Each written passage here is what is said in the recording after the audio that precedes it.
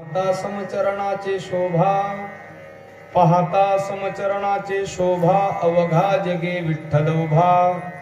विठ्ठला वेले पिसे, जिकडे पाहावे तिकडे दिसे. पाहता पाहणे या माझारे, पाहते गेले पाहण्या परे. विठ्ठलला वेले पिसे, जिकडे पाहावे तिकडे दिसे. एका जनार्दनी एक, एका जनार्दनी एक, विठ्ठलचे अवघा लोक.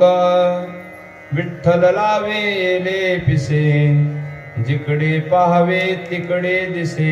पांडुरंगा करो प्रथम, पांडुरंगा करो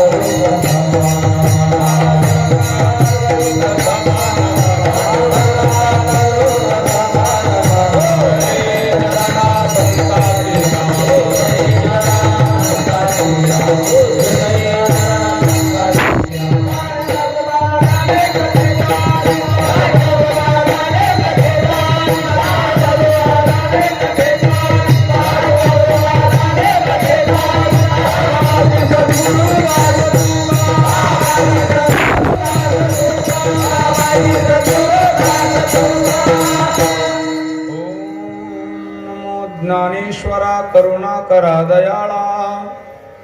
तुमचा अनुग्रह लादलो पावन झालो. चराचरी शरण शरण एकनाथा. पायी माथा ठेविला नका पाहू गुणदोष झालो दास पायांचा. नमो सद्गुरु तुकया ज्ञानदीपा. नमो सद्गुरु सच्चिदानंद रूपा. नमो सद्गुरु भक्त कल्याण मूर्ते. नमो सद्गुरु भास्करा पूर्ण कीर्ती. जयांचे किलिया स्मरण होय सकळ विद्यांचे अधिकरण. तेच वंदू श्री चरण श्री गुरूंचे जयाचे आठवे. शब्द सृष्टी अंगवे सारस्वतागवे. जिव्वेसे वक्तृत्वा गोडपणे अमृता ते पारुम्हणे.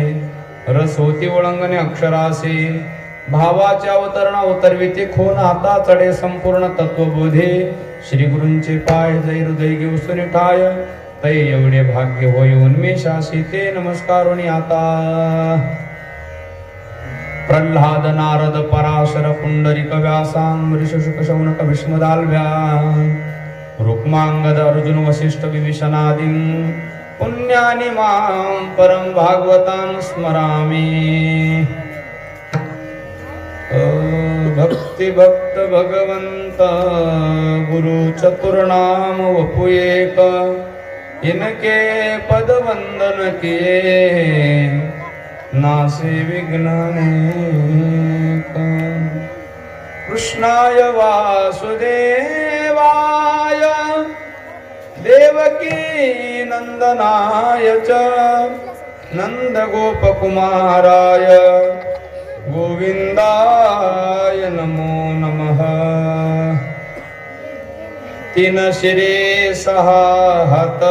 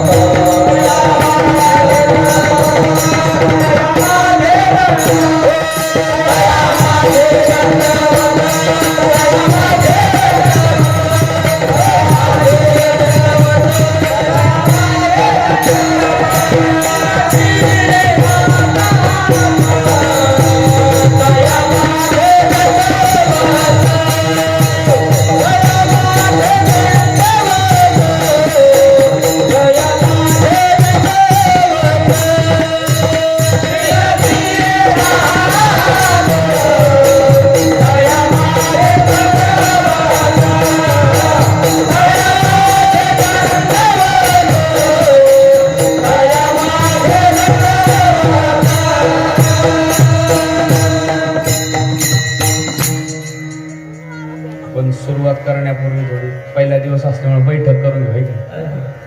तेच पहिल्या दिवशी काम एवढंच असतं. मग व्यवस्थापन करायचं. पहिल्या कीर्तन कार्यक्रम फक्त पत्तरावळी टाकायचं आणि त्याचं फक्त मीठ वाढायचं. मीठ का वाढायचं? जेवण नीट होतं म्हणून ते मीठ पहिल्या दिवशी वाढायचं असतं. म्हणून फक्त आपण पहिल्या दिवशी एवढंच काम करू. जास्त त्रास न देणार तुम्हाला. आता किती वाजले? 9:30 झाले. आपली तशी संकल्पित वेळ आहे 8 ते 10. ठीक आहे, आपण 2-5 मिनिटं पुढे जाऊया. 10:30, 10:15, 10:30 बी नाही बरं का, 10:15 पर्यंत आपण सेवा करणार आहोत. म्हणून हे सगळे लांब लांब पांगलेले ना, तुमचा बाहेरून पाठिंबा न करे, जवळ या फक्त. सगळे उठून येतं या, मस्त असे चांगलं दिसतं भरगतचं. हे खेटून बसले, जास्त वेळ नाही, 1 तास फक्त येते त्याला, बरोबर येते सगळे. वा, उद्याचे कीर्तनकार बाबा म्हणते नाही, पहिल्या दिवशीचे बाबांनी काही शिकलं कधी, ते आमच्यावर येईल ना, जबाबदारी असते. या हे मागचे पण जास्त लांब झालं ना, त्याच अंतर पडलं मध्ये दुसरे थोडी येऊन बसणार आहे. मागच्यांना यायचं असं मागं बसतील ते, या पुढं तू या या या, जास्त वेळ नाही, 1 तास फक्त. 1 तास उरला इकडचे वे. वा, ही शिकले समोर या जरा, या सगळे या. आज आपण सगळे समोरच आणू आज. या लागून या, पाया विनवितो तुम्हाला, तुमच्या चरणावर नतमस्तक बरं का. सगळे टेकलेले ते सगळे या या या या. तुम्ही येईपर्यंत सुरूच करीत नाही मी आता. या 2 बाबा राहिले फक्त, 2 जण, ते बी उठायच्या अंदाजात आहे बरं का. उठा चल या. किती भारदस्त वाटू राहील बाबर नितीन महाराज. 25व्या वर्षामध्ये असं पहिल्या दिवशी वातावरण ते या वर्षी झालं. वारे सगळे आले मागचे, बर असं सुंदर वाटायला लागलं आता मस्त पैकी. आता यांची शूटिंग घ्या वाटलं. विठ्ठल विठ्ठल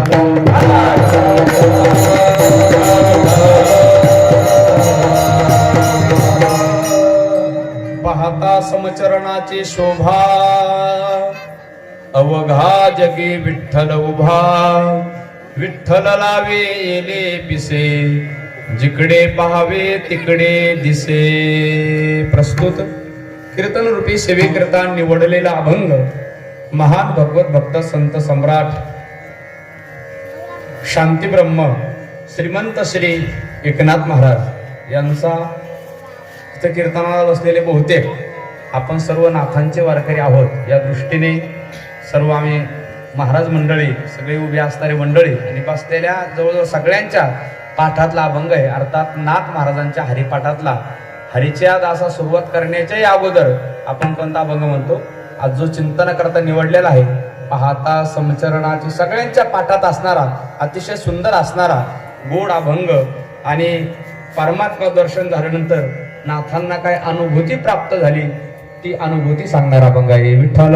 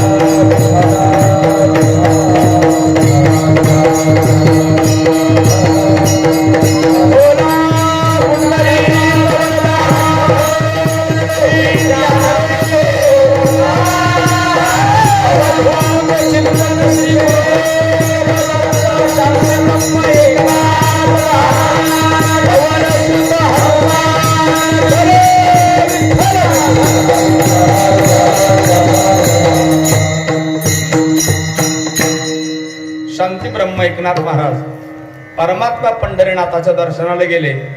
नाथ महाराजांना आलेली अनुभूती याच्यात व्यक्त करतात. अर्थात नाथ महाराज म्हणतात, मी त्या समचरणाची शोभा पाहिली आणि समचरणाची शोभा पाहिल्यानंतर असा अनुभव आला की जिकडे पाहावे तिकडे दिसे त्या परमात्म्या स्वरूप आणि मला सगळीकडे दिसायला लागलेलं आहे. नाथ महाराज म्हणतात, त्या देवाचं दर्शन होत असताना नुसतं पंढरीपुरतं झाले नाही म्हटले दर्शन, नुसतं वाळवंटापुरतं नाही, नुसतं मंदिरापुरतं नाही, नुसतं तिथल्या क्षेत्रापुरतं नाही झालं म्हटले, तर त्या ठिकाणी मी पैठणला आलो, पंढरपुराहून पैठणला आलो, तरी सुद्धा मला तो परमात्मा जिकडे पाहावे तिकडे दिसे, जिकडं पाहावं तिकडं तोच परमात्मा दिसायला लागलेला आहे. असं त्या परमात्म्याने मला पिसं लावलं. नाथ महाराज म्हणतात, अर्थात त्यांनी मला वेडं करून टाकलं. नाथ महाराज म्हणतात, माझ्या हृदयात तो आत असल्यामुळे बाहेरही तो दिसायला लागलेला आहे. कारण नेम असा आहे, जे अंतःकरणात साठवलेलं असतं कधी ना कधी ते काय होतं, एक दिवस उन्मळून बाहेर येतं. बरं, ते बाहेर दिसतंय. नाथ महाराज म्हणतात, त्या परमात्म्याचा अनुभव मी अगोदर आत घेतला आणि नंतर त्या ठिकाणी मला जिकडे पाहावं तिकडं आणि तो परमात्मा मला दिसतोय. अर्थात त्रिपुटी त्या ठिकाणी परमात्म्याला पाहत असताना ही त्रिपुटी संपलेली आहे. संसार पाहायचा असेल तर त्याच्याकरता त्रिपुटी लागतेच. बरं का, संसारातली याच्या यावत वस्तू सृष्टीतली कोणतीही वस्तू पाहिजे असली आपल्या डोळ्यांना तर त्याच्याकरता त्रिपुटीची गरज आहे. आता वेळ मिळेल तसं आपण चिंतन करूया. प्रपंच करता त्रिपुटी लागते आणि परमात्म्याचं दर्शन होत असताना त्रिपुटी संपावी लागते. नाथ महाराज म्हणतात, ती त्रिपुटी आमची संपलेली आहे. पाहता पाहणे या माझारी आणि पाहते गेले पाहण्यापर्यंत. वास्तविक पाहता नाथ महाराज तो परमात्मा एक आहे. एक असणार परमात्मा मला उपाधी भेदाने अनेक दिसायला लागलेले आहे, अनेक रूप त्याचे मला दिसायला लागलेले. एका जनार्दनी एक विठ्ठलचे अवघा लोक, लोक लोकांतरामध्ये व्यापून भरलेला परमात्मा एक आहे, पण व्यापक दर्शन त्याचं मला आणि आज नाथ महाराज म्हणतात झालेला आहे. असा अभंगाचा सरळ शब्दशः अर्थ आहे. विठ्ठल विठ्ठल.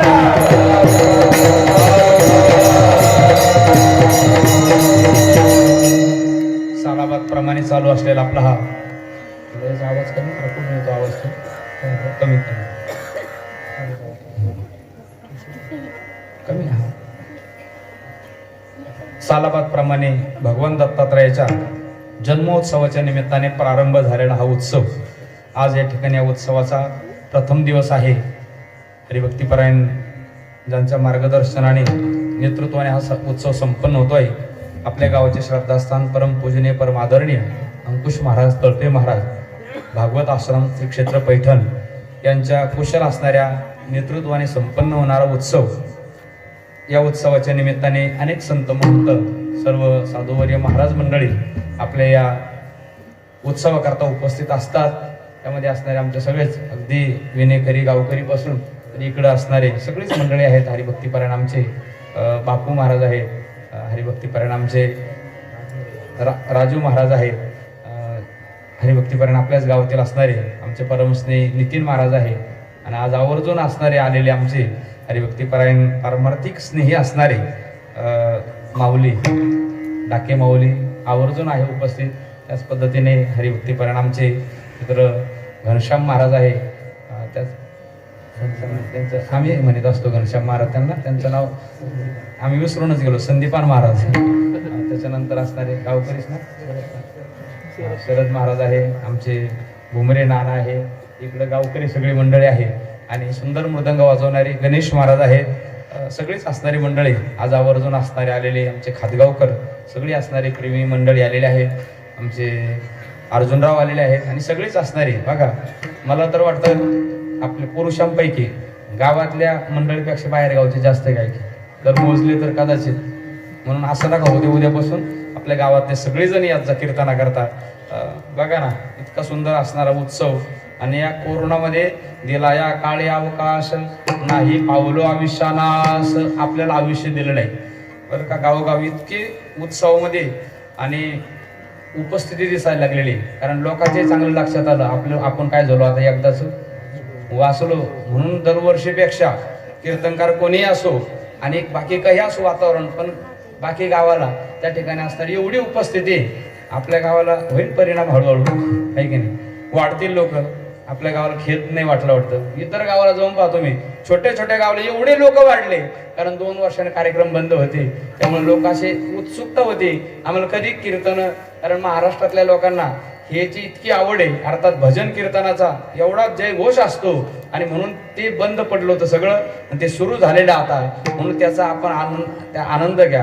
कारण हे कधी बंद पडत परत सांगता येत आहे की नाही. आले सरकारच्या मनात ते कोणाचे आहे की नाही, देवाचे, म्हणून त्याचा आनंद आपण घ्या.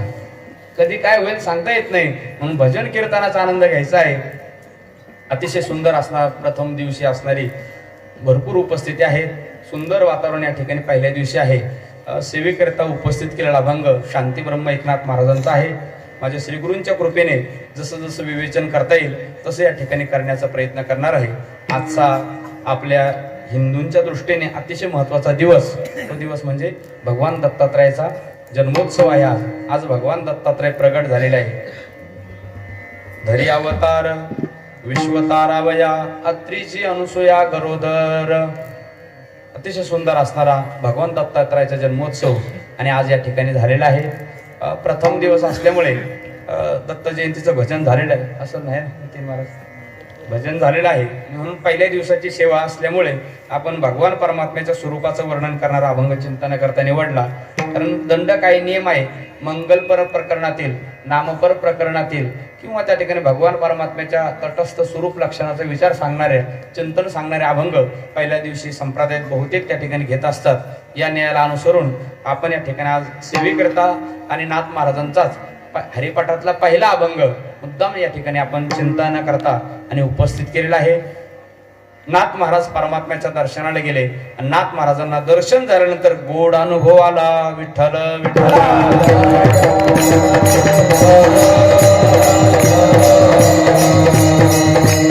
तुम्ही आम्ही सुद्धा देवाच्या दर्शन घेण्याकरता जातो बरं का. आषाढी कार्तिकी मला वाटतं आपल्या गावातून महिना वैरीला जातात आहे की नाही मंडळ, प्रत्येक महिन्याला. आणि त्या ठिकाणी असणारे जाणारे मंडळी आहेत. प्रत्येक महिन्याला परमात्म्याचं दर्शन घेतो. नाथांनी देवाचं दर्शन घेतलं तर त्यांना गोड अनुभव आला. तुम्ही आम्ही सुद्धा देवाचं दर्शन घेतो, पण असा अनुभव आलेला आपल्याला दिसत नाही. याचं कारण काय आपण शोधलं पाहिजे. साधू संतांना जे देवाचं दर्शन झालेलं आहे ते यथार्थ पद्धतीने दर्शन झालेलं आहे, योग्य पद्धतीने दर्शन झालेलं आहे. तुम्हा आम्हाला देवाचं नुसतं दर्शन होतं, योग्य पद्धतीने दर्शन होत नाही, यथार्थ पद्धतीने देवाचं दर्शन होत नाही, म्हणून आपल्याला गोड अनुभव येत नाही. विठ्ठल विठ्ठल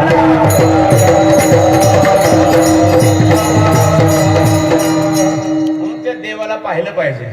बघा, शास्त्र सांगतं देवाला पाहिलं पाहिजे, संत सांगतात देवाला पाहिलं पाहिजे. आणि तुम्हा आम्हाला प्रत्येकाला वाटतं आपण जीवनात आल्यानंतर कोणाला पाहावं, देवाला पाहिलं पाहिजे.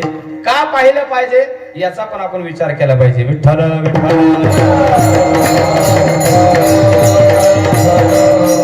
चला थोडी प्रस्तावित. पाहणं कशाला म्हणता येईल, आपण जर विचार केला तर पाहणं कशाला म्हणता येईल. सरळ आहे, जे डोळ्याने दिसतं ते पाहणं. चक्षुर्वै सत्यम, जे डोळ्याने दिसतं त्याला पाहणं म्हणतात. अर्थात पाहणं शब्दाचा अजून थोडक्यात अर्थ, एखादी वस्तू आपल्या समोर आहे त्या वस्तूचं जशाचं तसं ज्ञान होणं, यथार्थ पद्धतीने ज्ञान होणं, याला काय म्हणतात, पाहणं. आता पाहणं म्हटल्यावर कशाने पाहता येतं आपल्याला, तर थोडा अजून चिंतनाचा भाग बघितला आपण, विचार केला तर पहा त्या ठिकाणी असणारच माणसं म्हणते सरळ महाराज डोळ्याने दिसतं त्याला काय म्हणतात, पाहणं म्हणतात. जे डोळ्याने दिसतं, पण त्या ठिकाणी त्याच्या व्यतिरिक्तही आपल्याला पाहता येत बरं का. पंच ज्ञानेंद्रिय आणि 6वं मन, या 6च्या द्वारे आपल्याला जगातल्या सगळ्या वस्तूचं काय करून घेता येतं, ज्ञान करून घेता येतं.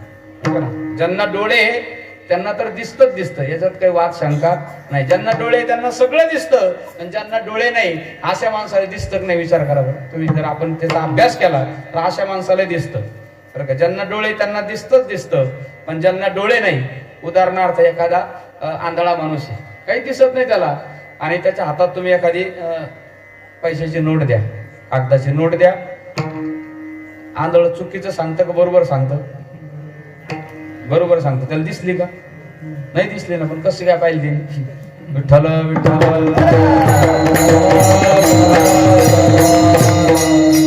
तर त्याला स्पर्शेंद्रियाने ज्ञान होतं बरं का. स्पर्शेंद्रिय सुद्धा ज्ञान करून देण्याचं माध्यम आहे. अर्थात त्या ठिकाणी ते बरोबर चोळून चाळून ओढून ताडून पाहिजे बरोबर सांगतात. ती 10 रुपयाची, 20 रुपयाची, 50 रुपयाची, 100 रुपयाची, 200 रुपयाची, 500 रुपयाची, 2000च्या, 1000च्या बंद झाल्या. बरोबर सांगतं ते, चुकीचं कधी सांगणार. अर्थात त्याला दिसत नाही, पण त्या ठिकाणी ते पाहू शकतं का नाही, म्हणजे स्पर्शेंद्रियाने आंधळ सुद्धा पाहू शकतं. याचा अर्थ त्याला देवाचं ज्ञान होऊ शकतं. विठ्ठल विठ्ठल.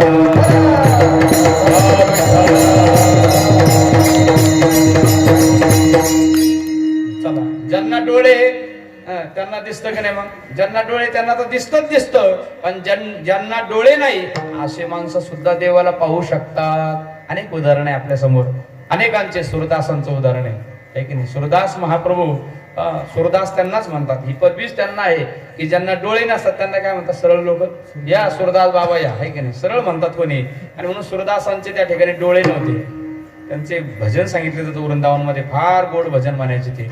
वृंदावनात जायची, बाकी बिहारीजींच्या समोर गेले की देवाचं जसं जसं स्वरूप आहे, जसे जसे कपडे घातलेले ना तसं वर्णन करायचे. ते फार सुंदर वर्णन करायचे. एक दिवशी पुजाऱ्याने त्यांची परीक्षा घेण्याचं ठरवलं. म्हणले बाबा आंधळे, दररोज देवाचं असं गोड गीत गातात, म्हणले जसं जसा शृंगार केला का तसंच वर्णन करतात. म्हणले आज यांची परीक्षाच घेऊ, म्हणले यांना दिसत नाही ना. म्हणून पुजाऱ्याने त्या दिवशी देव बोलवलं. नेमकं देवाला कोणताच ड्रेस घातला नाही बरं का, मुकुट नाही, पितांबर नाही, काहीच घातलं नाही, हार नाही, काहीच नाही. देव जैन साधू तसाच उघडा ठेवला बरं का. भगवान परमात्मा कपडेच घातले नाही पुजाऱ्यांनी. आणि मग सुरदास बाबा आले आणि आल्यानंतर सांगितलं, बोलो बाबाजी गाव म्हटले गीत, सुंदर गीत गा म्हटले. त्यावेळेस सुरदासांनी पाहिलं बरं का. पाहिलं म्हणजे डोळे नव्हते त्यांना. कसं पाहिलं विचार करा. समोर पाहिलं, अरे देवाला ज्यांनी कोणताच ड्रेस घातला नाही, कोणता मुकुट नाही, कोणता हार नाही, काहीच घातलं नाही, शृंगार कुठलाच केला नाही, उपवर्ण घेतला अंगावर, हे त्याला उपवस्त्र म्हणतात ना, ह्याला उपर्ण आपलं एकदम आहे की नाही, त्याचं आपण भरून झालं उपर्ण. पण उपवर्ण उपवस्त्र असतं, हे मुख्य वस्त्रावरचं एक अंग झाकण्याचं उपवर्ण आहे. अर्थात ते उपवर्ण त्या ठिकाणी असणार. आणि डोक्यावर घेतलं आणि त्या ठिकाणी खाली पाहून पायाच्या अंगठ्याने माती उकरून म्हणायला लागले, अरे आज हरी देखे मैने नंगम नंगा. सुरदासांचे वाक्य. अरे मी आज देवाला पाहिलं, पण देवाला कुठलाच ड्रेस घातलेला नाही. पुजाऱ्यांनो तुम्ही आज देवाला का कपडे घातले नाही? मला एवढंच सांगायचं. सुरदास बाबांना दिसत होतं का? नाही. तरी परमात्म्याचे गीत गायचे. अखिया हरि दर्शन की प्यासी, अखिया हरि दर्शन की प्यास, देखी ऊंचाई. सुरदासांचे गीत बरं का. हे हिंदी गीत कवले नाही म्हणून राहिलो मी. लोक बाबा म्हटले, तसं नाही, सुरदासांचं गीत आहे. आणि आम्ही तरी कधी कोणतं गीत म्हणणार नाही बरं का या गादीवर. विठ्ठल विठ्ठल.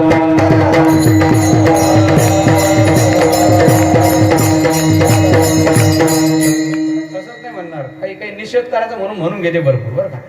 काही निषेध करायचा हे असं म्हणायला नाही पाहिजे, पण एवढं म्हणून घेणार ते कीर्तनात विचारूच नका. पण आम्ही निषेधात्मकही म्हणणार नाही. आम्ही अतिशय आम्ही आमच्या पद्धतीने राहत असतो. आणि म्हणून सुरदासांचं गीत आहे. अरे भगवंता आम्हाला डोळे नाही म्हणून तू दिसत नाही का? सुरदास देवाला भांडतात. अर्थात मला एवढंच सांगायचं, सुरदासांना डोळे नव्हते तरी त्यांनी देवाला पाहिलं की नाही? पाहिलं ना.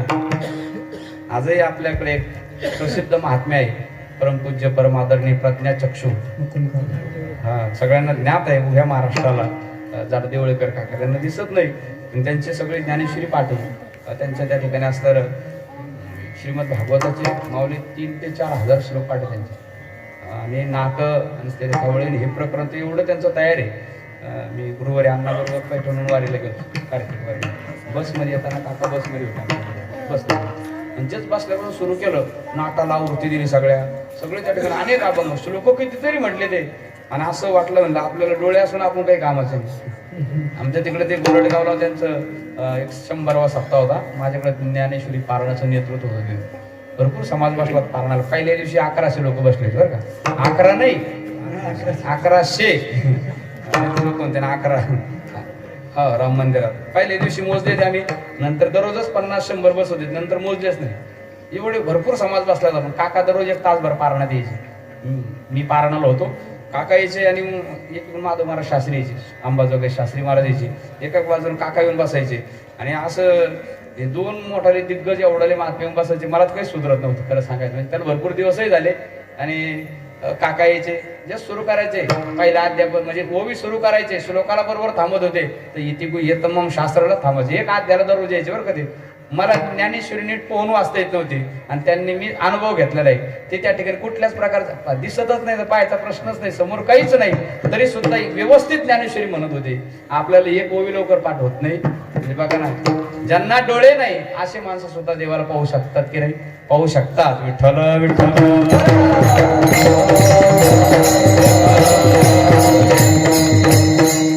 एक उदाहरण प्रसिद्ध माहिती आहे वारकरी संप्रदायातलं,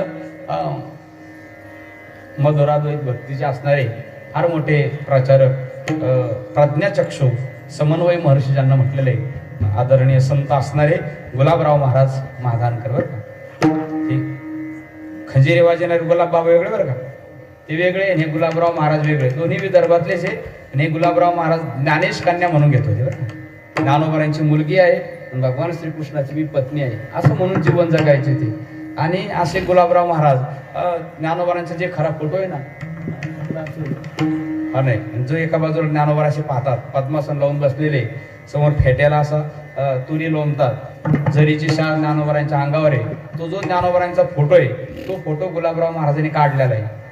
ते काढलेला म्हणजे त्यांना काहीच दिसत नव्हतं बरं का, तरी त्यांनी काढलेला आहे. तोच प्रासादिक फोटो बरं का ज्ञानोबरांचा. चित्रकाराला सांगत होते असं असं काढ चित्र, चित्रकार काढत होता. तो चुकला सांगायचे बरोबर नाही, बरोबर काढ, बरोबर ते सांगायचे असं असं काढ. ज्ञानोबराय समाधीत कसे बसलेले हे त्या ठिकाणी असताना बरोबर चित्रकाराने त्या ठिकाणी सांगावं आणि तशा तशा पद्धतीने ते चित्र रेखाटलेले बरं का. जे आपल्याला फोटो प्रसिद्ध आहे ज्ञानोबरायांचा पद्मासनामध्ये बसलेले, हे आपल्याला फोटो दिसतो, पण ज्ञानोबराय समाधीत कसे बसलेले हे गुलाबराव महाराजांना दिसत होते.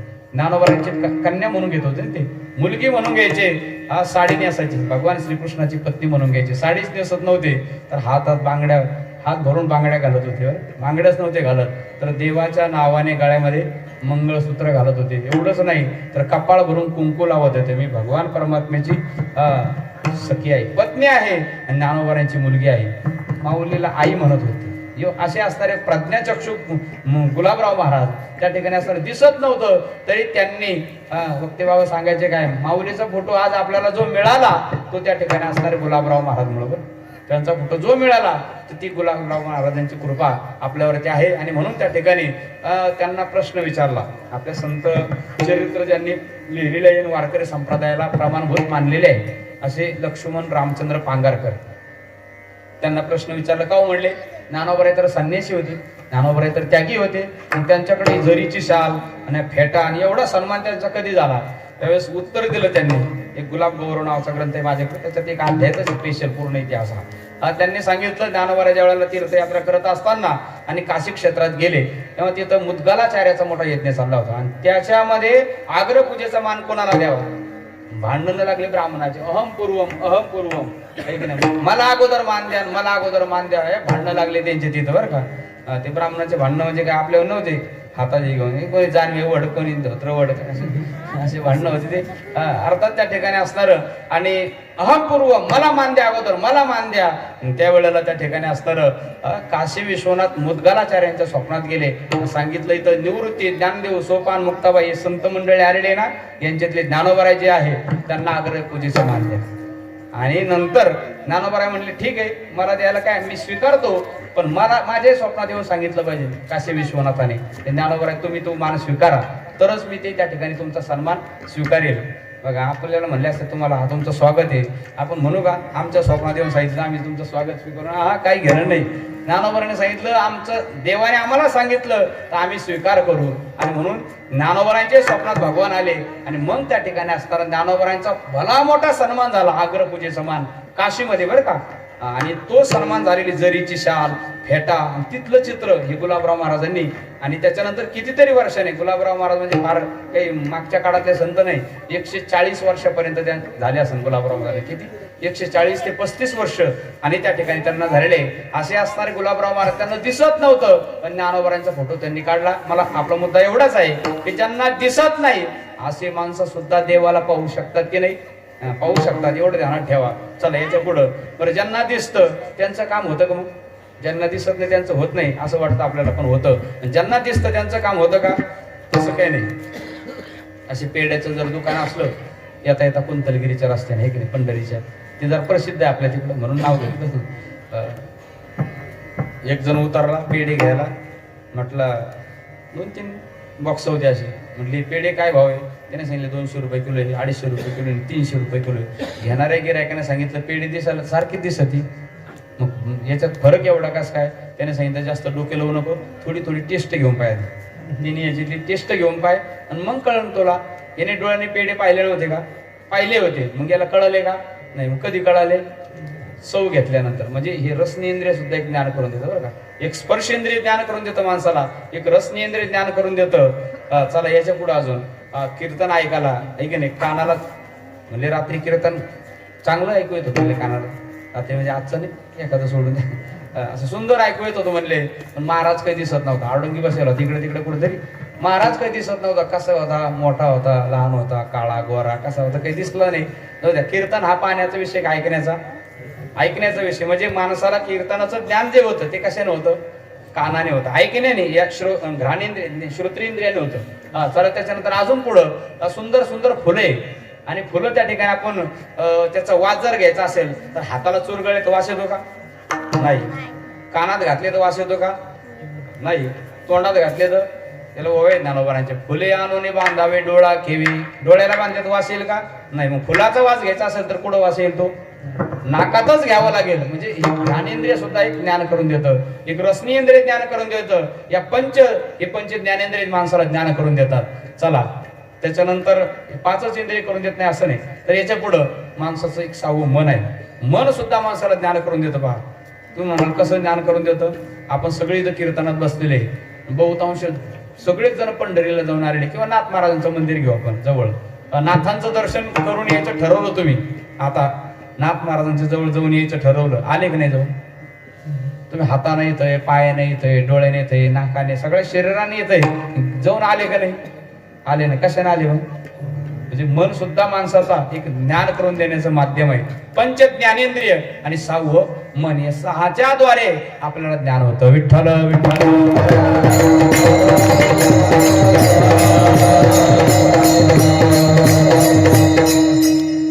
चला हे जे विषय आहेत ना, आता आपण थोडक्यात उरकत घेऊ. हे जे विषय आहे यांचं ज्ञान करून देत असं नाही, तर ते दुसऱ्याचं थोडं थोडं ज्ञान करून देतात. तसं आपल्याला त्या ठिकाणी देवाकडे जात असताना आणि आपल्याला त्या ठिकाणी देवाचं ज्ञान करून घ्यायचं. मग देवाकडे इंद्रिय पाठवत असताना एक इंद्रियाला पाठवून जमन का? नाही. सगळी मिळून आले पाहिजे. तुकोबरा म्हणतात ना, सकळही तुम्ही वागे ही सवा, तुका म्हणे जीवा. सगळे मिळून आले पाहिजे. भगवंताचं ज्ञान करून घ्यायचं ना, इकडं अर्धे तिकडं अर्धे इकडं सगळा अवमेळ असला तर मग ज्ञान होणार नाही. सगळे मिळून जर आले तर परमात्म्याचं ज्ञान होतं बरं का. ज्ञानोबरांची उभी ते एकवटून जे एक क्षणी अनुसरले माझे वाहने, एकवटून आले पाहिजे. असे सगळे एकवटून जर आले तर त्याच्यात आनंद येतो. काही तिकडं काही इकडं काही अर्धे, म्हणजे द्विधा अवस्था मनाची जर झाली, हे करू का ते करू, असं करू का तसं करू, असं ज्या वेळेला मनाची अवस्था होईल ना, त्या वेळेला माणसाला देवाचं ज्ञान होणार नाही. देवाचं ज्ञान करून घ्यायचं असेल तर एकवटून आलं पाहिजे. विठ्ठल विठ्ठल.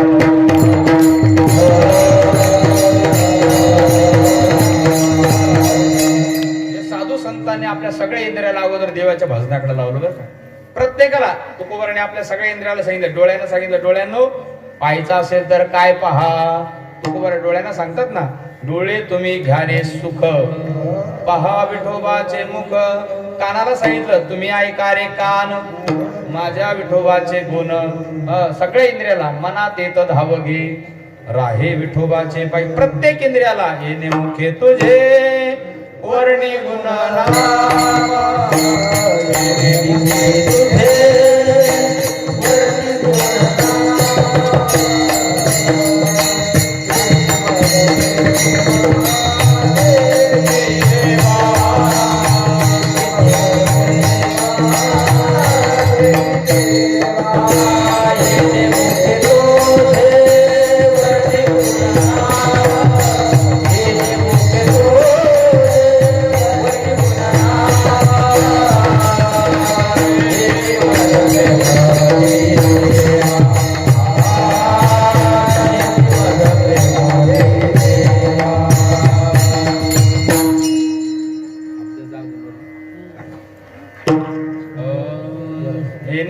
तुझे वर्णे गुणनाम, तिची किंवा हिची मज प्रेम दे देवा. डोळे भरून या पाहिन तुझे मुख, हिची मज सुख दे देवा.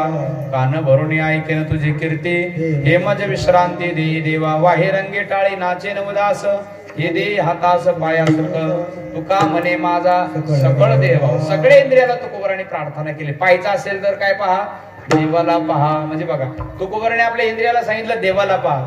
ज्ञानोबरांचं बघा, ज्ञानेश्वरीचं जर चिंतन केलं तर वाणीला सांगतात बघा ना, साधूची वाणी कशी तिथे सांगितलं, जयाचे वाचे माझे आलाप दृष्टी भोगी माझे स्वरूप जयाचे मन संकल्प माझाचे वाहे माझे कीर्ती विन जयाचे रीते नाही श्रवण जया सर्वांगी भूषण माझी सेवा. ज्ञानोबा म्हणतात ते भक्त जयाचे वाचे माझे आलाप, वाणीने बोलतील भगवान परमात्म्याचं भजन, डोळ्याने पाहतील परमात्म्याला पाहतील, हाताने पूजा देवाची, पायाने वारी देवाची, मनाने संकल्प देवाचा, बुद्धीने निश्चय देवाचा, जया सर्वांगी भूषण माझी सेवा. सगळ्या अंगाला जर साधूच्या जीवनात भूषण काय असेल तर देवाची सेवा. विठ्ठल विठ्ठल.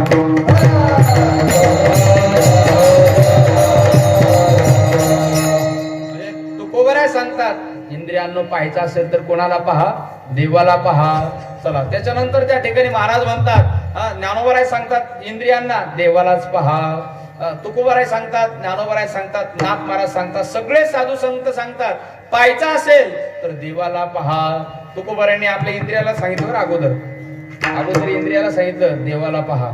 त्याच्यानंतर तुकोबराने आपल्या घरी, आपल्या प्रपंचाला, आपल्या कुटुंबाला, आपल्या धर्मपत्नीला सांगितलं अगं पाहायचं असेल ना देव पहावा.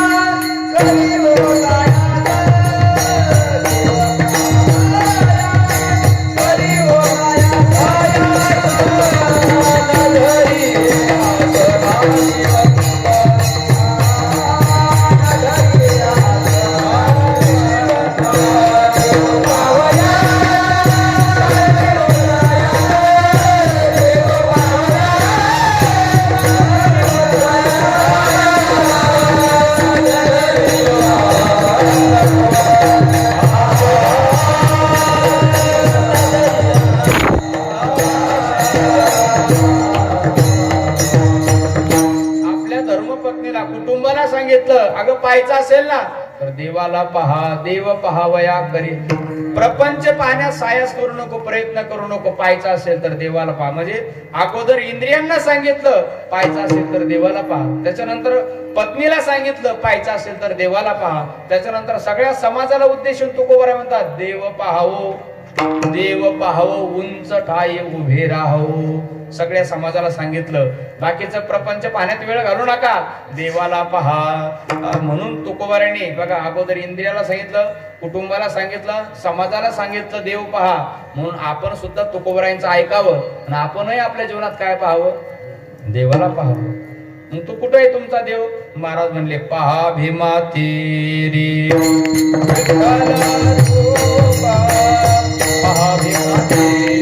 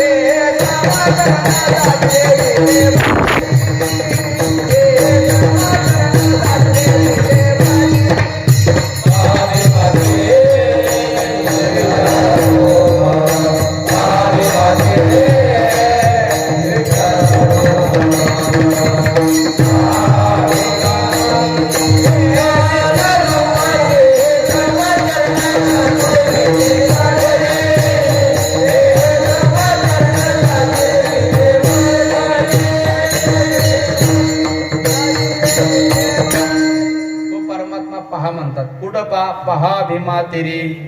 कसा आहे तो परमात्मा? त्या अभंगात वर्णन करताना सांगितलं आनंद अद्वय नित्या नित्य निरामय पहा भीमा तेरी विठ्ठल रूप. दुसरं चरण ते हे समचरण साजे रे विटेवरी आणि पहा भीमा तेरी.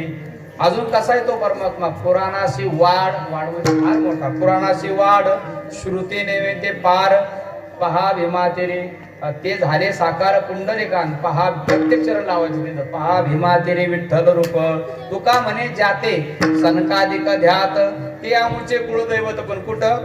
पहा भीमा तेरे विठ्ठल रूप. तो परमात्मा आणि तुकोबारा म्हणतात तो विटेवर उभा आहे भोळ्या भाविकांचा उद्धार करण्यासाठी. पहा रे दैवत कैसे भक्ती पिसे भाविका. तुमचा आमच्या उद्धाराकरता तो परमात्मा विटेवर उभा आहे, म्हणून त्याला तुम्ही पहा. म्हणून साधू संतांचं आपण ऐकावं आणि त्या देवाला पाहावं. विठ्ठल विठ्ठल.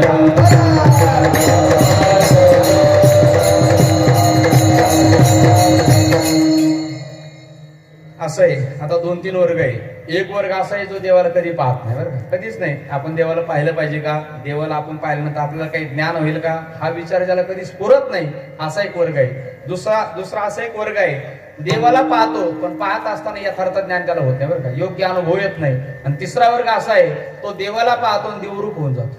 असे 3 वर्ग आपल्याला पाडता येतील. म्हणून पहिला वर्ग असा आहे, आपल्या जीवनात आपण देवाला पाहिलं पाहिजे का? कधी दर्शन घेतलं पाहिजे का? हे विचार ज्याला कधी स्पर्शच करत नाही, बरं का? असा एक वर्ग आहे समाजात आहे.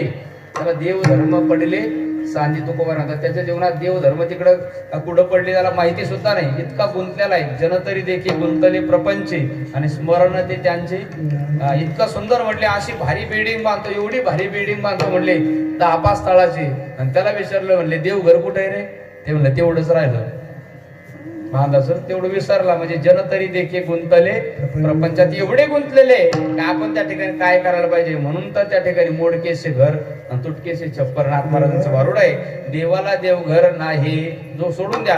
हा एक असा वर्ग आहे की जो देवाला कधी पाहत नाही. एक सोपं उदाहरण म्हणजे तुकोबारांच्या प्रमाणाला अनुसरून आपण उदाहरण सांगू मुद्दाम की त्या ठिकाणी एक असा एक वर्ग आहे की जो देव कधीच पाहत नाही. तुकोबारा म्हणतात असे मायेने मोहिलेले लोक की कधीच देवाला पाहत नाही, म्हणजे कधीच नाही पाहत. तुकोबारांनी बाईचं उदाहरण देताना एक पंढरीची वारी करणारी बाईचं दिलं आणि पुरुषांचं देत असताना काशीची यात्रा करणार कापडी. आपण वारकरी म्हणतो वारी करणाऱ्याला, आणि शिवभक्ताला कापडी म्हणतात, असं साधू संतांनी वर्णन केलेलं आहे. त्या कापडीचं उदाहरण दिलं पुरुषांपैकी. स्त्रियांपैकी एका बाईचं उदाहरण दिलं. अशी गावात एक बाई होती, ती कधीच पंढरीला गेली नाही, बरं का? तिने कधीच पंढरपूर पाहिलं नाही. पण गावातल्या 4 चौकी गल्लीतल्या म्हणायला लागल्या, अगं बाई, माणसाने जन्माला आल्यापासून तर मरेपर्यंत एकदा तरी पंढरी पाहिलीच पाहिजे, त्याच्याशिवाय मरू नये. पटलं तिला. 4 चौकीनं सांगितल्यानंतर काय काय तयारी करायची सगळी तयारी केली. सगळी त्या ठिकाणी असणारी पिशवी भरली, चिवडा लाडू काय करायची सगळी तयारी केली, बरं का? सगळं तयार करून घेतलं आणि भरली पिशवी आणि त्या ठिकाणी गेली लिमगाव फाट्यापर्यंत. आपल्या फाट्यापर्यंत गेली, पण बस येण्याकरता थोडी वेळ होती. पैठणहून बस येत असताना थोडे वेळ होता. इकडून जाऊन असे बरोबर तिला सोलापूर गाडी धरायची होती. आणि वेळ असल्यामुळे तिचा जीव जरा संसारात गुंतलेला होता, तुकोबारा म्हणतात. आणि ती त्या ठिकाणी असताना तशीच घरी आली. घरी आली आणि दरवाजावर थाप टाकली. तुकोबारांचा अभंग आहे. आवाज आली पंढरपुरा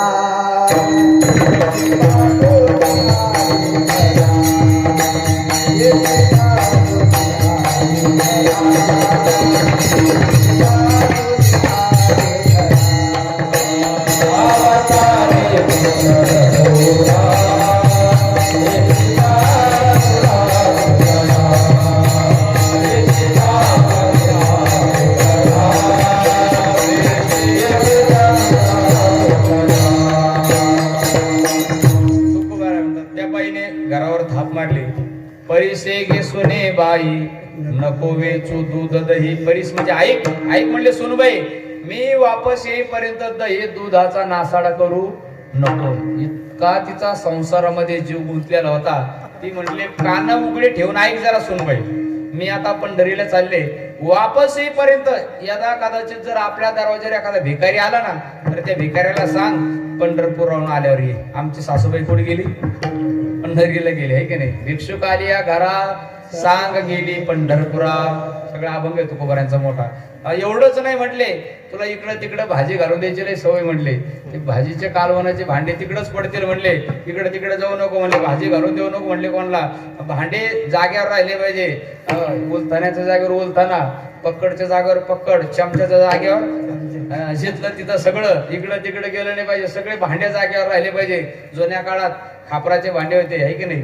म्हटले माझ्या सासूच्या सासूच्या सासूच्या हातचे हे उतरटे म्हणले खालीवर करू नको, खालीवर गेले खाशीन म्हणले काही. हे जिथल्या तिथं राहिले पाहिजे. माझ्या हातीचे फुटके पाळे तुकोबारांचा अभंग आहे ना, ते फुटके पाळे जतन करून ठेव म्हटले. एवढंच नाही म्हटले, ती चांगली समजून सांगायला लागली. माझ्या हाताने गवऱ्याचा कलवड लावून ठेवलेला आहे, मी येईपर्यंत त्याला फोडू नको, मला जाळाला कामली म्हटले ना. माझ्या हातीचा कलवडू मज वाचून नको फोडू.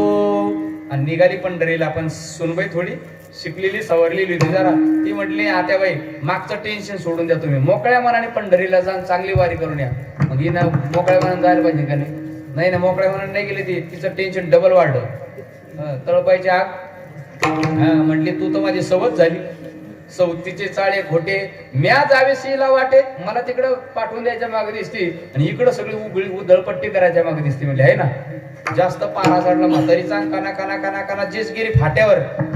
तिकडे पंढरपूरला नाही गेली, पिशवी उचलली आणि मग आली. आता मला आवाज चालली पंढरपुरा आणि विशी पासून आली घरा वापस आली. गावातल्या चार चौकी म्हटले दांगडू चालू द्यायचं, पंढरीला जायचं पंढरीला जायचं. का हो का नाही गेले म्हटले काय करू, मुली लेकरे घरदार इथेची माझे पंढरपूर आहे. गोकुळासारखं घर भरलेले म्हणले, इथं काय कमी म्हणले माझ्या घरीला, कासा या जाऊन ते पाहू काय पाहू म्हटले, माझं सुंदर घर भरलेलं म्हणले. इथं तुकोबारा म्हणतात असे मायेने मोहिलेले लोक पंढरीला गेले काय नाही गेले काय, यांचा काही उपयोग आहे का. तुकोबारा म्हणतात मोहिले माये करून, यांचा काही उपयोग नाही. अर्थात देव पाहिला पाहिजे का, हा प्रश्न त्यांना स्फुरत नाही. विठ्ठल विठ्ठल.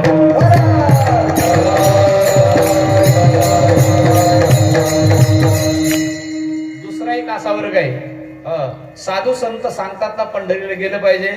उठा उठा जागा पाठी भयाले मोठे, पंढरी वाचुनी तुझा आलिया संसारा. उठा वेग करा शरण जा उदारा.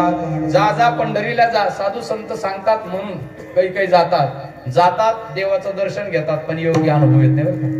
एक वर्ग जातच नाही, दुसरा जातो दर्शन घेतो पण एकादशीच्या दिवशी घरी येतो, आहे की नाही. एकादशीच्या दिवशी बेचारा दर्शन झालं आणि रूमवर आला, रूमवर आल्यानंतर लगेच पिशवी भरायला लागला. गावातले म्हणायला लागले चार चौघ कोण काय झालं, ते म्हणले आता दर्शन झालं डोक्याचा ताण गेला. लोक म्हणजे आता काय झालं, आता मोकळं झालं तर ताणच गेला. म्हटले मग काय करतो, म्हणले पिशवी भरतो. आता इथं राहायचं म्हणजे उचलू फेकल्यावर उरायला म्हणलं, इथं काही जमत नाही. म्हणजे आता पटकन घरी जावं लागतं. म्हणजे याला देवाचं दर्शन झालं याच्या नशिबाने एकादशीच्या दिवशी झालं, आषाढी वारीच्या दिवशी. पण त्या ठिकाणी असतं आणि लगेच पिशवी भरून घरी जाण्याकरता निघाला. म्हणजे त्या ठिकाणी काय झालं, योग्य दर्शन झालं का एकादशी कळालं नाही ना. कारण कोणत्या क्षेत्रात किती दिवस राहावं याचा विधी सांगितलेला आहे. पंढरीत किती दिवस राहावं, आळंदीत गेल्यानंतर किती दिवस राहावं, याचं सगळं विधी आहे. उठलं सुटलं कधी जमन कधी नाही, विधीप्रमाणेच ती वारी झाली पाहिजे. विठ्ठल विठ्ठल.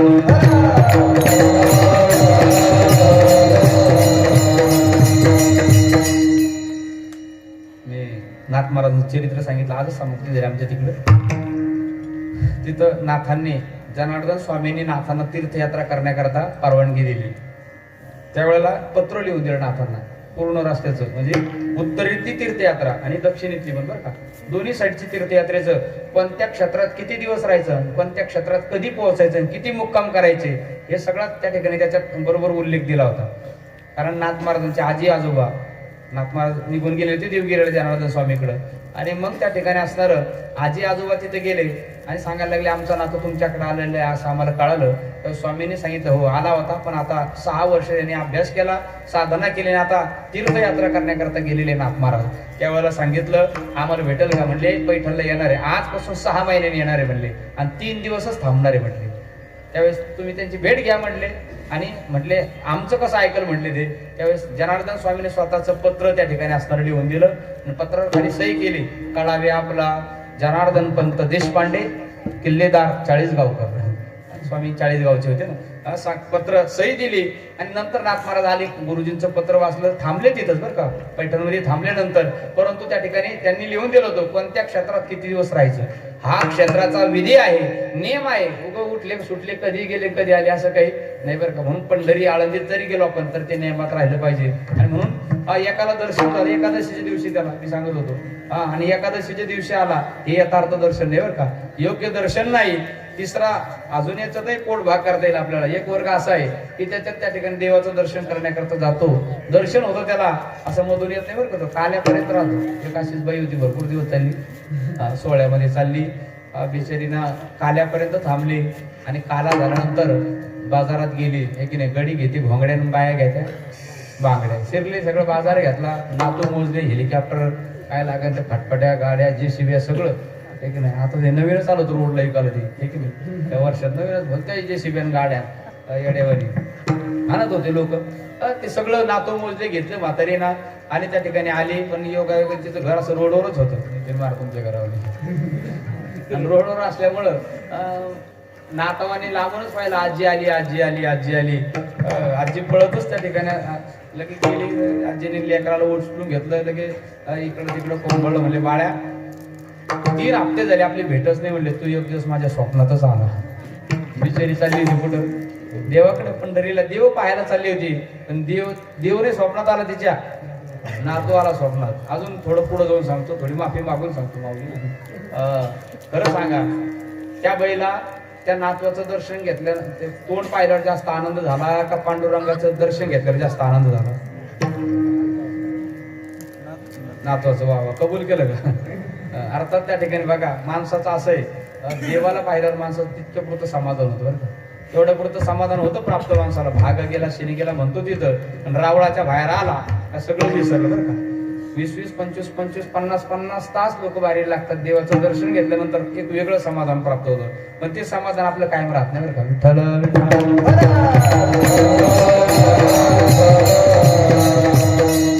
म्हणून कायम समाधान राहिलं पाहिजे, तशा पद्धतीने दर्शन झालं पाहिजे बरं का. आणि देवाच्या दर्शनाचं लक्षण असं सांगितलं, देखिले तुमचे चरण निवांत राहिले मन, कासया तेजीन प्राणा फुलागे माय. देवाचं दर्शन झालं ना, माणसाचं चित्त समाधानाला प्राप्त झालं पाहिजे. झाले समाधान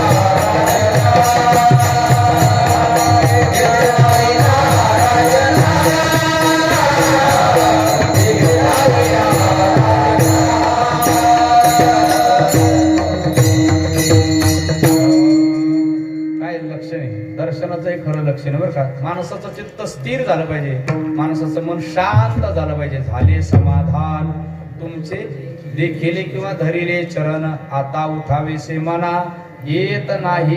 हे दर्शनाचं खरं लक्षण आहे. विठ्ठल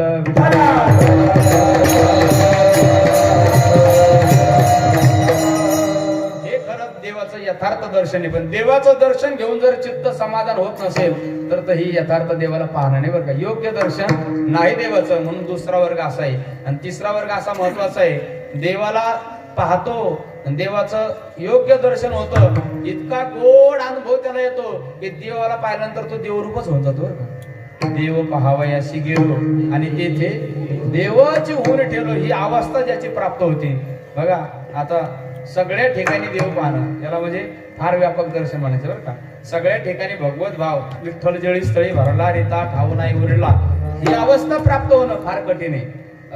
देव स्वरूप होऊन जाणं म्हणजे काय, सगळ्या ठिकाणी देव दिसला पाहिजे. जे जे दृष्टी दिसे ते हरिरूप. नाथांची अवस्था हीच प्राप्त झाली होती ना. नाथ महाराजांना त्यांच्या जीवनामध्ये जे पाहतील ते, गाढवाला सुद्धा नाथांनी काय केलं, पाणी पाजलं. म्हणजे ही कोणती अवस्था आहे, जे जे दृष्टी दिसे ते हरिरूप. ही अवस्था प्राप्त झाली पाहिजे. आणि याच न्यायाने नाथ महाराज परमात्मा पंढरीनाथाच्या दर्शनाला गेले. देवाचं दर्शन घेतलं, नाथांना अशीच अनुभूती प्राप्त झाली अभंगाच्या पहिल्या चरणावर. समचरणाची शोभा, समचरणाची शोभा, समचरणाची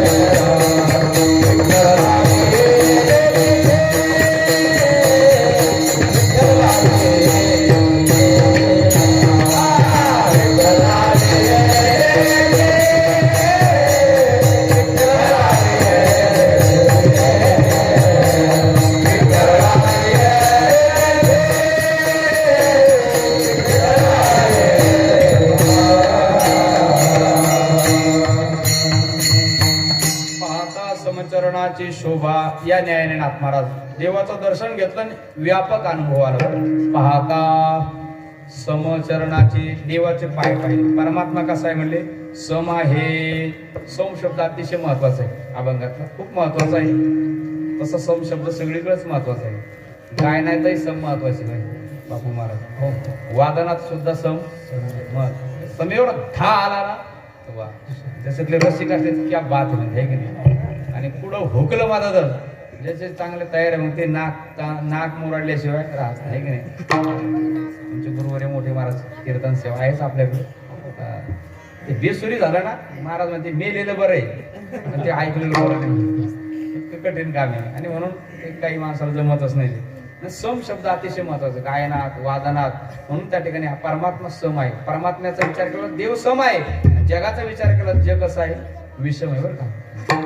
आणि या विषम असणाऱ्या जगात साधू संतांनी खूप मोठा पुरुषार्थ केला आहे.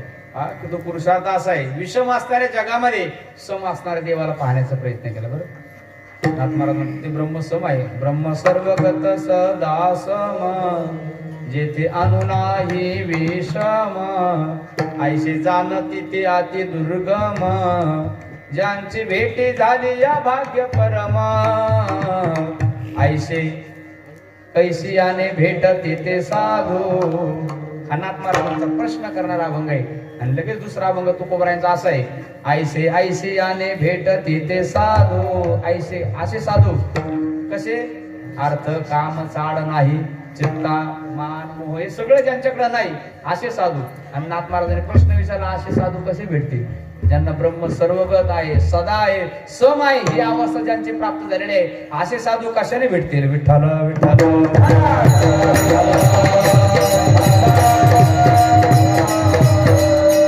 समानता प्राप्त होणं अत्यंत कठीण आहे बरं का. नुसतं म्हणायला ते सम आहे बरं का, पण ते लय अवघड आहे. अंमलात आणणं कठीण आहे. सगळ्या ठिकाणी देव आई म्हणणं हे चांगलं आहे, पण अंमलात आणणं कठीण आहे. पुढारी सुद्धा म्हणते आम्ही राजकारणात उतरलो. कशा करता, जनता जनार्दनाच्या सेवेसाठी उतरलो. पण खरं सांगा, जनता जनार्दनाची सेवा करत असताना जनतेतला दिवस त्यांना दिसतो. आणि जनार्दन बाकीचे जे आहे ना, या जनतेने आपल्याला मतदान करावं याकरता बोकड्याच्या दावणीची दावणी लावते ती मोठमोठ्या निवडणुकीच्या काळात. त्यांना कापून टाकते. आणि जनता खुश होण्याकरता जनतेतला देव त्यांना दिसला, आणि हे बाकीच्या बोकड्यातला देव कुठे दिसला त्यांना. म्हणजे कठीण आहे ना. सगळ्या ठिकाणी देव आम्ही जनता जनार्दनाच्या सेवेकरता म्हणतात, पण ते अंमलात येणं कठीण आहे. विठ्ठल विठ्ठल.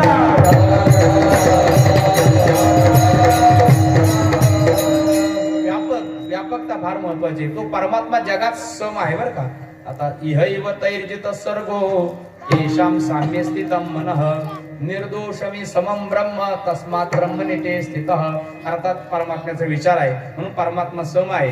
तो हा विठोबा निधान ज्याचे ब्रह्माधिका ध्यान पाऊले समान विटेवरी शोभली. चला आपली वेळ संपत आली. फक्त 7-8-10 मिनिटं लागतील. तेवढ्यात आपण बरोबर थांबू या वेळेमध्ये. आणि म्हणून त्या ठिकाणी नाथ महाराजांचं ते विषम असणाऱ्या जगात त्या परमात्म्याला पाहण्याचा प्रयत्न केला. जगाचा विचार करा. जग विषम समानता कशातच नाही. आपण प्रकृती महत्त्व त्याच्या खाली 3 गुण हे सगळ्या याच्यात गोष्टीत आले बरं का. जाती त्याच्यातच निर्माण झाले. मग जाती एवढ्या कठीण आहे की जात असं शब्द नावच त्याला असं आहे की जी कधीच जात नाही तिला काय म्हणतात जात बरं का. आणि ही जात कशात नाही सांगा मग. माणसात जाती आहे, जनावरात जाती आहे, कुत्र्यात जाती आहे, खाण्यापिण्यात सगळ्या पदार्थात काय जातीची एका जातीची आहे की नाही. असं आपण एखादी अशी वस्तू नाही की त्याच्यावर शिक्कामोर्तब करू अमुक वस्तू एकाच जातीची आहे का.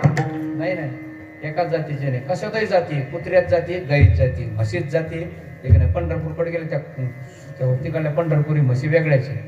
पहा तुम्ही महाराष्ट्रात भेटा तुम्ही वेगळ्याच म्हशी. कुत्री बघा तुम्ही. गावात 3 प्रकारची कुत्री राहते का नाही. एक उगं कुठं भाकरी खायचं आणि कुठं दांगडू करायचं. रातभर लोकांना झोपी येऊ देत नाही. एक कुत्रीची काय भना कुठं खायचं भना हिंडायचं नसते. ही सुद्धा कुत्रीची जातच. आपल्या मालकाची भाकर खायची आणि आपल्या मालकाचं राखण करायचं ही सुद्धा कुत्रीची काय जातच आहे. एक तिसरी जात अशी कुठं जर धाड पडली चोरी झाली तर ती 2 चाकाचं 2 पायाचं गाडी चाली तर आणि 4 पायाचं बाजूला सीटावर बसतं. मस्त आराम मध्ये येतं आणि त्या ठिकाणी तिथं काय करतो ती त्याचा शोध लावतो. म्हणजे ही सुद्धा कुत्रीची काय बघा ना. एकाच कुत्र्याचे किती जाती झाले. म्हणजे कुठं खायचं कुठं दांगडू करायचं ही सुद्धा एक जात आहे. आपल्या मालकाचं इमानदारीने खायचं आणि इमानदारीने राखण करायचं ही सुद्धा एक जातच आहे. आणि कुठं त्या ठिकाणी चोरी झाली तर त्याचा शोध लावायचा पथक येते एक श्वान पथक. म्हणजे ही सुद्धा एक जात आहे. जात बघा ना कोणतीही गोष्ट घ्या तुम्ही त्यांच्या बुद्धीमुळे त्याच्यात काय पडल्या प्रकार जाती पडल्या. विठ्ठल विठ्ठल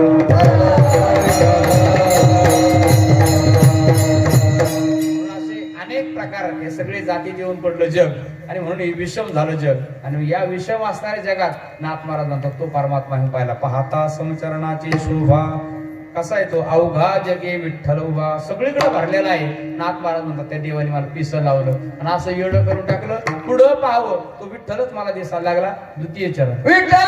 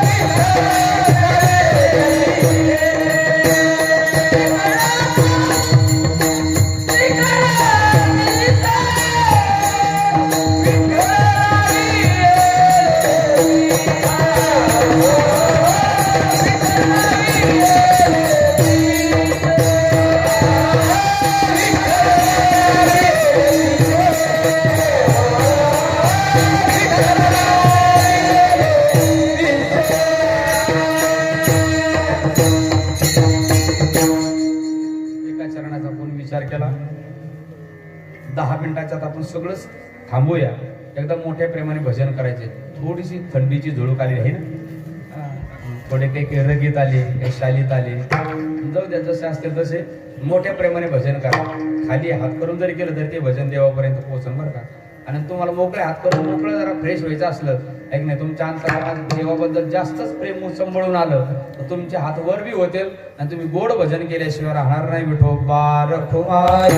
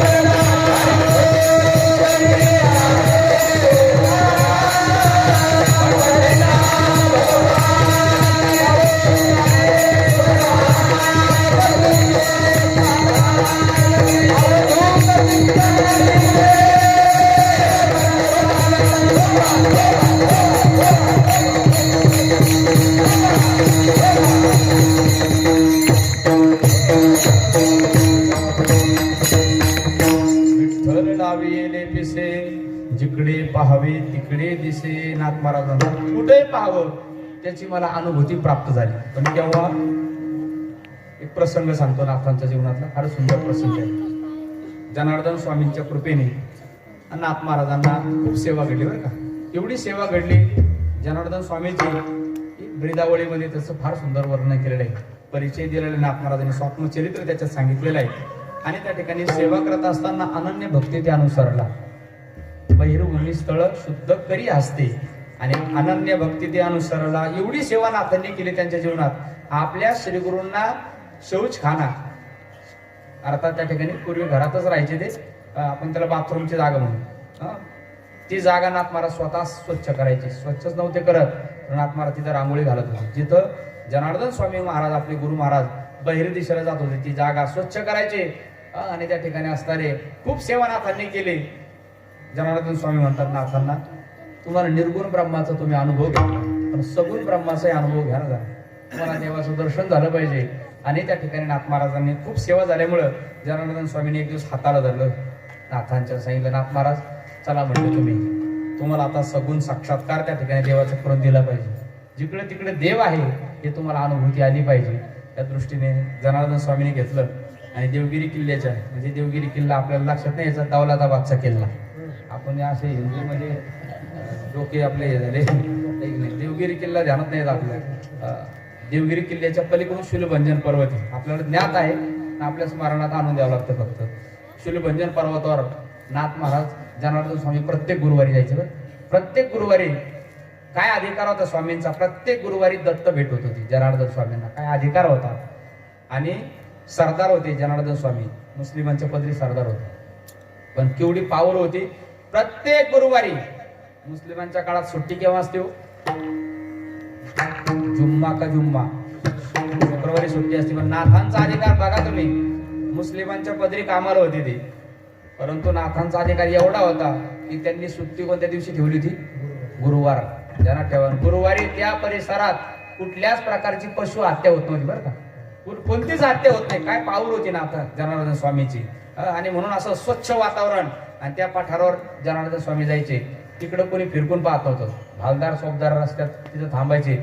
नाथ महाराज जनार्दन स्वामी किल्ल्यावर त्या शूलभंजन पर्वतावर जायचे. भगवान दत्तात्रयाची भेट नाथांना व्हायची बरं का, आपले जनार्दन स्वामींना. आणि स्वामींनी एक दिवस ठरवलं आमच्या या बालनाथाला सुद्धा काय करू म्हणले, आम्ही भेट घालून देऊ. आणि म्हणून त्या ठिकाणी नाथ महाराज आणि त्या ठिकाणी दोघं गेले. जनार्दन स्वामीचा नित्यनेम होता बरं का, सहस्र लिंगार्चन. अर्थात ते त्या पठारावर जायचे आणि 1000 वाळूचे शिवलिंग तयार करायचे, पूजा करायचे, ध्यान करायचे. ध्यानस्थ झाले की ते वाळूचे लिंग काय करायचे, विसर्जन करायचे. हा त्यांचा नियम होता. कारण जनार्दन स्वामी शिवभक्त होते. स्वामी चरित्रात वर्णन आहे त्यांच्या, आहेत असे भाग. अर्थात त्या ठिकाणी जनार्दन स्वामीची ती पूजा झाली आणि तेवढ्यामध्ये त्या ठिकाणी पूजा वगैरे आटोपली आणि तिथं भगवान दत्तात्रयाची स्वारी प्रगट झाली. अवधूत चिंतन श्री गुरुदेव स्वारी प्रगट झाली. जनार्दन दत्तात्रय भगवान आले आणि आल्यानंतर त्या ठिकाणी असताना उठले, स्वामी उठले, स्वागत केलं. पण प्रकार असा घडला, कामधेनू गोमाता सोबत होती. आपले दत्तात्रय भगवान त्या ठिकाणी समोरून आले, पण नाथांना मात्र त्या ठिकाणी असणारे ते दत्तात्रय दिसत नसून ते मलंग फकीर दिसायचे बरं का. ते फकीर दिसायचे. आणि सोबत आणलेली जी कामधेनू गाय होती ती नाथ महाराजांना गाय दिसत नव्हती, कामधेनू नव्हती दिसत, ती काय दिसायची, कुत्री दिसत होती, कुत्री. जनार्दन स्वामी दत्तात्रयाची भेट झाली, आलिंगन दिलं आणि त्या ठिकाणी असं खूप आनंद झाला. सहानक त्याला कटोरा म्हणतात, तो कटोरा घेतला आणि सांगितलं स्वामी, जनार्दन स्वामी गाईचं दूध काढून आणा. जनार्दन स्वामी दूध काढून आणण्याकरता गेले, पण नाथ महाराजांची कुत्री दिसत होती. त्या ठिकाणी असताना स्वामींनी गाईचं त्या कामधेनूचं दूध काढलं आणि आपल्या खिशा आपली जी पिशवी होती ना, त्या पिशवीतले चांगले पदार्थ होते, पण नाथ महाराजांना ते तुकडे दिसत होते. ते तुकडे त्याच्यात टाकले, भिजले, कुस्करले असे ते तुकडे त्या दुधामध्ये. आणि स्वतः त्या ठिकाणी जनार्दन स्वामींनी दत्तात्रयाने खाऊ घातले, दत्तात्रयाने स्वामींना खाऊ घालत होते. हे आनंद चालला. नाथ महाराज म्हणले आपले गुरु असे कसे गुरु आहे आपले, ब्राह्मण म्हणून घेते म्हटले, हे फकीराबरोबर खायला लागले. नाथ महाराजांना थोडं पठाण नाही बरं का बुद्धीला झाला, कारण व्यापक अनुभव नव्हता ना, व्यापक अनुभव नसल्यामुळे. आणि नाथ महाराज म्हणले काय चाललं असं सगळे आपल्या गुरुजींचं. पण त्यांचं भोजन झालं, प्रसाद घेणं झालं आणि त्या ठिकाणी स्वामींनी आज्ञा केली नाथांना, नाथा एवढा कटोरा धुला ना. नाथ महाराज सूर्यकुंडात लागला, सूर्यकुंड स्वच्छ करून आणण्याकरता गेले, पण बुद्धी झाली तेवढ्यात की आपल्या गुरुजींनी यांचा प्रसाद खाल्ला, त्यांच्या बरोबर खाल्लं. नाथाने तिथं थोडी बुद्धी झाली आणि त्या ठिकाणी असताना तो प्रसाद, ते पाणी काय केले नाथ महाराज, मिसळून पाणी फेकून दिलं नाही, ते पिऊन घेतले. पाणी प्यायल्या बरोबर एवढा व्यापक नाथांना अनुभव आला की त्या ठिकाणी असताना जिकडे पहावे ती कुत्री दिसत नव्हती. ती कुत्री काय दिसत होती, कामधेनू दिसत होती. आणि फकीर दिसत नव्हते. ते कोण दिसत होते, भगवान दत्तात्रय दिसत होते. हा व्यापक असणारा अनुभव नाथांना आला. पुढे फार मोठं चरित्र सांगत बसायचं नाही, आणि एवढा व्यापक बरं का, तो भावच निघून गेला. श्री गुरूंची कृपा झाली आणि व्यापक बोट ठसला बरं का. तो ब्रह्मबोध होता, तो एवढा ठसला की जिकडे पहावे तिकडे दिसे, कुठेही पाहावं तो परमात्माच नाथ महाराजांना दिसायला लागला. नाथ महाराज म्हणतात तो अंतःकरणात तोच आहे. पाहता पाहणया माझारी, पाहते गेले पाहण्यापरी. नाथ महाराज म्हणतात वास्तविक तो परमात्मा एक आहे, पण उपाधी वेदाने वेगळा वेगळा दिसतो. म्हणा शेवट एका जना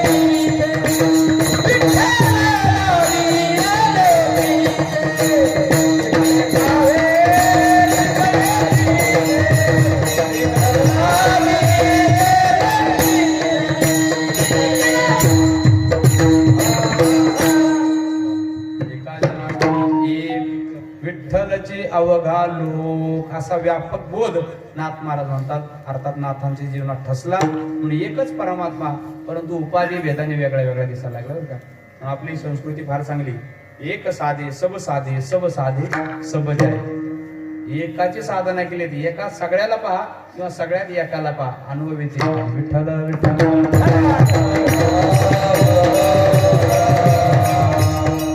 उपाधी भेद आपल्याला कळतो. आपण वेगळं राहून जे दुसऱ्याचं ज्ञान करून देतो त्याला काय म्हणतात, उपाधी. ही व्याख्या आहे चार सागरातली. अर्थात उपाधी म्हणजे देवाचं मूळ स्वरूप. अनंत रूपे अनंत वेशे देखले म्या त्यासी. एकच परमात्मा आहे पण अनंत रूप धारण करतो, अनंत वेश त्याचे आहे. असा लोकांतरात नटलेला परमात्मा नाथ महाराज म्हणतात. वास्तविक पाहता कसा आहे तो एकच. एक अर्ध्याच मिनिटात उदाहरण सांगतो आणि थांबतो लगेच. दिल्लीहून समाचार सांगणारी बाई असते टीव्ही मध्ये. आणि ती जी बाई असते, गुरुवारी अण्णा फार सुंदर सांगतात ते उदाहरण. ती बाई जी असते ती समाचार सांगते. आपल्या भारताचा जर विचार केला लोकसंख्येच्या दृष्टीने, तर टीव्हीचा जर विचार केला तर भारतात म्हणजे कोटीच्या पुढे टीव्ही असंच असते ना. कितीतरी टीव्ही असत्या. ती समाचार सांगणारी बाई एक असते का ती कोट्यवधी असते? बरं, एकच असते. पण आपली उपाधी म्हणजे ती टीव्ही जशी जशी असेल तशी तशी ती काय होती, ती बाई दिसते. आपण टीव्ही चालू केली दिसते, बंद केली बंद, तिला काय फरक पडतो का? चालू केली काय बंद केली काही होत नाही तिला. मग आपली टीव्ही जशी असेल तशी ती समाचार सांगणारी बाई असते की नाही, बातम्या सांगणारी. टीव्ही जर चांगला मोठा असला 52 इंच 36 इंच, बाई सुद्धा कशी दिसते? कालिदास महाराज मोठी दिसते ना. साधा टीव्ही असला ब्लॅक अँड व्हाईट, मावशी सुद्धा बाई सुद्धा तशी दिसते की नाही. आता नवीन मोबाईल मध्ये सुद्धा व्यवस्था आहे, अर्थात ती त्याच्यात एकदम छोटी दिसते. म्हणजे जशी जशी उपाधी असेल तशी तशी ती टीव्ही ती बाई दिसते. मग तिकडून समाचार सांगते. तिला आपल्याकडे काय केलं तिला काय होते की नाही काही फरक पडत नाही. क्रिकेटपट्टू आपल्याला पाहायला मिळते, ते जर हारले द्यायचे प्लेयर ते कधी कधी टीव्ही फोडून टाकते. टीव्ही फुटली का बाई फुटली, त्याला पहिला काही फरक पडतो का? काही फरक पडत नाही. एक असंच होतं उमेदवार, त्याचं निवडणुकीमध्ये उभा राहिलं आणि त्याने त्याला ज्या उमेदवाराला काय केलं मतदान केलं, तो पाहत होता आपल्या उमेदवाराचं ही बाई कधी नाव सांगेल, पण त्याचं डिपॉझिट जप्त झालं. आणि त्याच्यामुळं तिने त्याचं नावच घेतलं नाही त्या बाईने. समाचार सांगणाऱ्याने याला इतका राग आला, एक गेलं मोठा दगड आणला त्याने आणि आणला तसा टीव्हीवर टाकला. टीव्ही फुटली का बाई फुटली, टीव्ही फुटली. बाईला तिकडे काही फरक पडला का? ही टीव्ही त्या बाईची काय उपाधी आहे, अर्थात तिला काही घेणं देणं नाही इकडे, तिला काही फरक पडत नाही. तसा परमात्मा मुळात एक आहे आणि अनंत रूप, बरं का, वेगळे वेगळे वेगळे वेगळे रूप आहे. ही देवाची काय आहे? उपाधी. उपाधी तसं उपाधी वेदाने नाथ महाराज म्हणतात मला तो परमात्मा आपल्याला लोकांतरात जरी दिसत असला तर वास्तविक ध्यानात ठेवायचं तो कसा आहे? एक आहे. एक धरीला चित्ती आम्ही रखुमाईचा पती, तेने झाले अवघे काम निवारला भवभ्रम. तसं एका जनार्दनी एक विठ्ठलचे अवघा लोक, विठ्ठलला वेले पिसे जिकडे पहावे तिकडे दिसे. यथामती यथा अवकाश. आपण या अभंगावर थोडक्यात थोड्या वेळामध्ये तोडकं मोडकं जसं जमल तसं चिंतन श्री गुरूंच्या कृपेने मांडण्याचा प्रयत्न केला आहे. योग्य असेल ते संतांचं श्री गुरूंचं आहे, अयोग्य असेल ते माझ्या बुद्धीचे दोष आहे. न्यूनते पुरते अधिकते सरते करून घे यावे तुमते विनमतो असे तुझे देणे तुझ्या समोर कोणी पाये. झालो तराये पांडुरंगा ज्ञानेश्वर